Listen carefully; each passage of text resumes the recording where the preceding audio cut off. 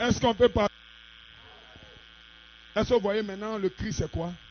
C'est le message de l'heure. Les brochures, les bandes. Les gens pensent souvent que comme ça dans le message que frère a apporté, ils sont sauvés. Tu n'es pas sauvé. Tu n'es pas sauvé. Tant que tu ne reçois pas la visitation de la voix de l'archange pour produire le mystère de la perfection en toi. Et ça commence dans quelqu'un. Et ce matin, je vais identifier ça clairement ici.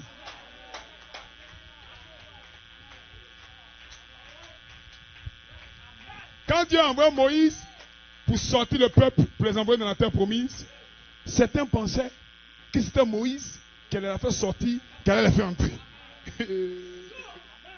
C'est là que Dieu dribble les gens un peu. Que le Seigneur dise Amen. Alléluia.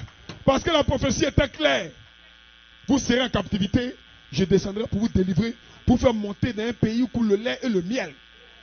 Il n'était pas question de Josué. Josué était un mystère caché. Que le Seigneur dise Amen. Est-ce que vous le croyez?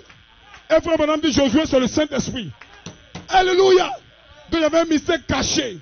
En bas du message de frère Branham, il y avait un mystère caché. Que le Seigneur dise Amen. Frère Branham a révélé tous les sceaux. Mais il restait un dernier sceau. Sous le 7e sceau, il y avait un mystère caché. Que le Seigneur dise Amen. Ce mystère, c'est que l'épouse sera parfaite quand elle va écouter la voix de l'archange. La voix de l'archange, ce n'est pas le ministère d'un homme. La voix de l'archange, c'est le ministère de Jésus lui-même. Parce que la Bible dit, il fait les 3 choses quand il descend. Dans les derniers temps, ceux qui reconnaîtront leur Dieu feront des exploits. Ils seront parfaits. Si vous le reconnaissez, vous serez parfaits.